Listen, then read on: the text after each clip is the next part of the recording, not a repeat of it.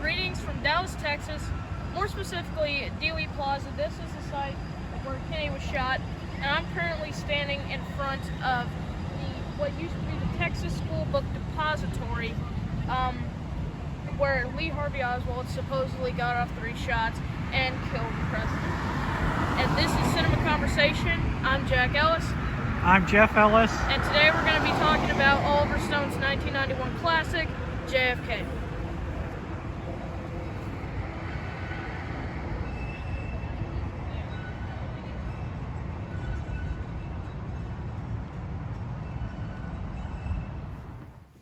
Hello and welcome to Cinema Conversation. I am Jack Ellis. I'm Jeff Ellis. And this week, like I said in the intro, we're going to be discussing, in honor of us going to Dallas, more specifically Dealey Plaza, and seeing where JFK was shot. In honor of that, we're going to talk about the 1991 Oliver Stone classic, JFK. And also, in honor of us going to Area 51, we're going to talk about our favorite alien-related movie and TV. And so, Dad, why don't you lead off?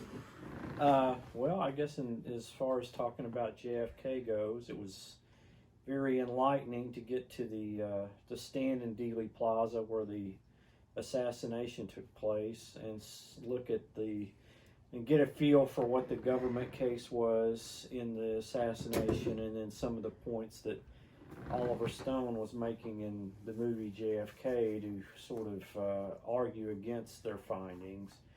And I have to say, after standing in the plaza, I'd have to be more inclined to think that Oliver Stone was right than the Warren Commission was right, just based on the logistics of it. Yeah, I had the same thing too. What do you like about JFK the movie? Well, I liked the movie because I thought it was well done.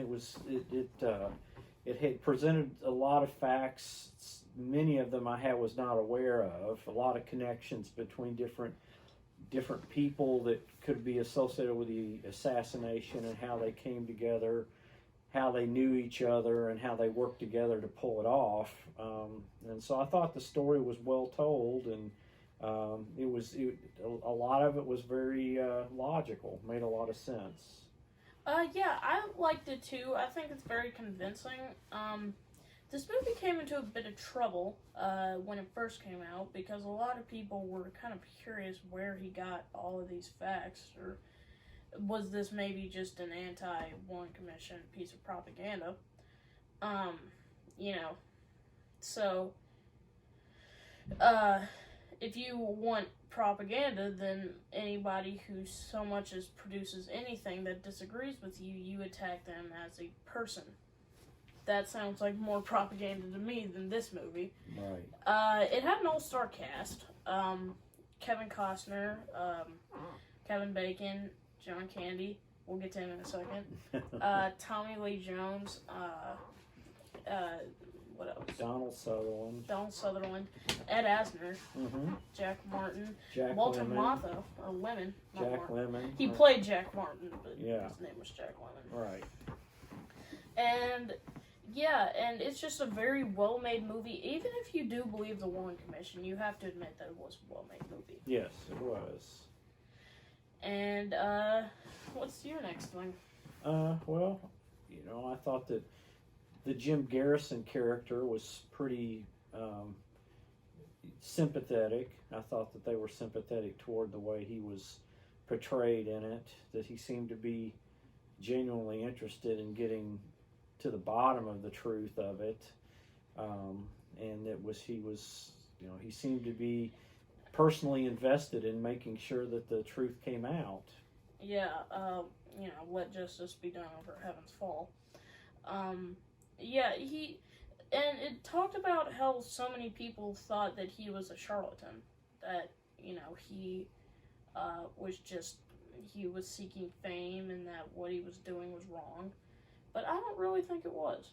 My next thing is the dialogue in this movie, especially the monologues by Kevin Costner and Donald Sutherland, are just masterful. And more importantly, John Candy is one of the most unintentionally funny movie characters in this movie. Oh yeah, he's hilarious. That scene in the restaurant he has is just absolutely classic. Like I told the Washington boys. Yeah, if you haven't seen the movie, you should at least watch that scene. I believe it's on YouTube. And Donald Sutherland has a great monologue as Mr. X. Yes, he does. That's one of my favorite scenes.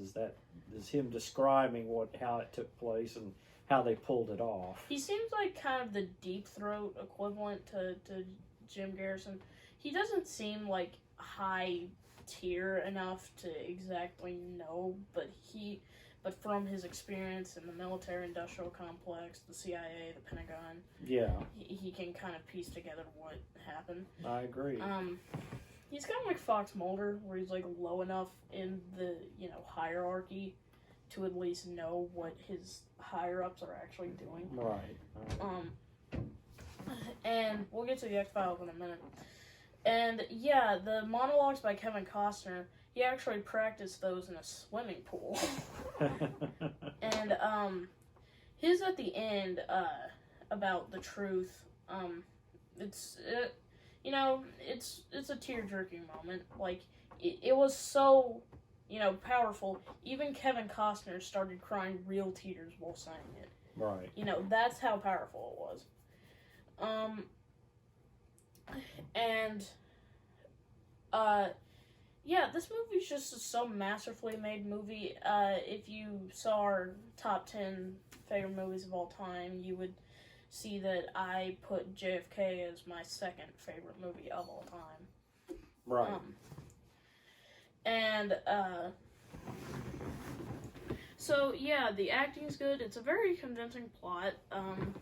The characters are sympathetic and three-dimensional, and the movie's just so masterfully made. Mm-hmm. Anything else? No, it's a really well done, well documented, historically accurate movie. It's got some problems with it, like any kind of a movie of this type would have, but I think for the most part, it gets a lot of things right. I mean, yeah, like if you're gonna make a movie like this, controversy is gonna be par for the course. Right. Right. So anyway, now that we've talked about JFK, time to move on to. Okay, I kind of got my X-Files shirt on under this. Aliens. Say down in the comments. Do you believe in JFK conspiracies? If you do, who did it? If you don't, tell me why. And do you believe in aliens and UFOs? Comment down below. And more importantly, do you think something weird's going on in Area 51? But, other than that, so, we're going to talk about our favorite alien pieces of media. Dad, you can go first. Well, I think I like Close Encounters. Dang it, you stole my movie. But you can feel free to go ahead. Yeah, no, you go. Well, I mean, I love the way Spielberg made that movie, where it looked very much like it was happening to a suburban, guy who's just sort of your average guy who got caught up in all of this, never intended to be. He got caught up in it by accident, and then it was dogging him through the whole movie. But eventually, he showed that what he had seen would really happen. A lot of people didn't believe him. But in the end, he was shown to be right, which I thought was uplifting. And so, yeah, it's kind of got a JFK thing going on where Jim Garrison, his whole pursuing of this case was entirely by chance. It was just kind of a small talk conversation on an airplane. And then he, went into this whole crusade of, with news outlets, the press, the government, the freaking FBI bugging his offices and killing his witnesses. Yeah.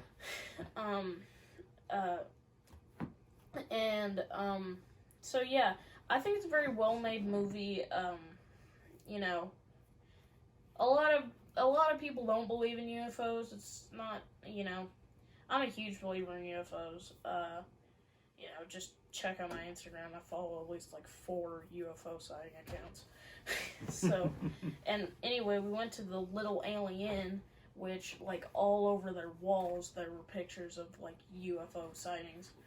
And so... That's near Area 51. Yeah, that's like about as close as you can It's get. in Rachel, Nevada, yes.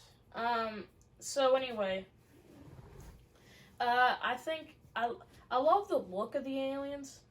Like when you actually see the aliens, when they're actually just little kids in alien costumes just running around. Yeah. And the UFOs are really cool. They use a mix of like orange and blue, which any art teacher will tell you. Those two colors go together perfectly because they're exactly on the opposite sides of each other on the color wheel. Right. So, and now, if you would indulge me and let me retort, best piece of alien media of all time, The X-Files. That is an indisputable fact because they've got that. It's a TV show, so they have a lot more to work with, and they talk about every single thing that has to do with UFOlogy. Area 51, UFO sightings, alien abductions, government cover-ups, Roswell, all of it, the Bermuda Triangle. They talk about all of that, and even when they don't talk about UFOs, some of their episodes are just terrifying. Some episodes, there's one episode of The X-Files that was so absolutely freaking insane that NBC only let it air once. Huh. I didn't know This that. is a TV show that has people almost getting sacrificed to satanic cults. One was so much more crazier than that. Here's what it was about. It was about, like, this family of inbreds that were killing a bunch of people. And it's a lot scarier than it seems. And, yeah, it has a lot of good stuff about, like, cryptozoology.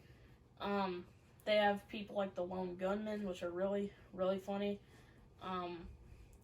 But there's one episode that I do not like, and this will probably, if you watch The X-Files or you're a fan of The X-Files, you'll probably not like this. I did not like Musings of the Cigarette Smoking Man, mainly for one reason, is their true answer to what happened in Dealey Plaza was that there was one shooter, and he shot from a freaking storm drain. And that theory was popularized by the X-Files. They brought that theory to light, and some people actually believed it. And, like, it's one of those things where, like, people who research JFK are like, why do I even bother? Yeah, we've been to Dallas. We've seen the storm drain. I don't believe that's possible to make a shot from that angle. Yeah, and I got something in my throat. So that's all I have to say about the X-Files. It's a great show. Do you have anything else? I have nothing else. Independence Day. Yeah, that's a good one. Mm-hmm. And Men in Black too. Will Smith really has a knack for aliens. I don't really know. Yeah, Independence Day and it had some Area 51 stuff in it too. So that was actually pretty interesting as well. And E.T. Oh, E.T. Yeah. Or I'll do you one better than E.T. Mm-hmm. Alf. I love Alf.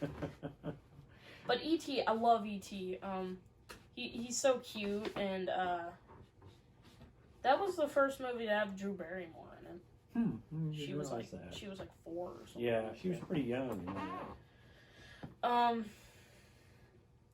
And it was a really well made movie. I think it also had Corey Feldman in it.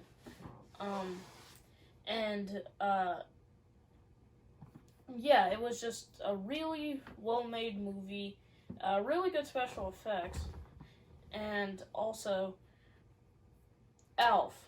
Alf is just the funniest. Like, I've seen a couple episodes of it. He's just hilarious. He likes to eat cats. And one minor one, American Dad. Oh, yeah. Roger, the alien. Yeah, absolutely. And he did his Area 51 episodes too. Yeah, because he actually came from Area 51. Right, exactly. And he crashed at Roswell, and yeah. So there's a lot of good alien pieces in media. So this guy here doesn't believe in UFOs, and I've been trying so hard to convince him that they're real. But here, you in the comments try to convince this guy right here to believe in UFOs. And yeah, so he's kind of our Dana Scully of the group. There you go. And so yeah, sorry that we didn't upload for a while. The quarantine, coronavirus, and I had a lot of tests before spring break, and things just kind of get out of hand. But we're here now, and with the quarantine, we'll probably have a lot more time to upload videos. So as of now, I'm Jack Ellis. I'm Jeff Ellis. Signing off.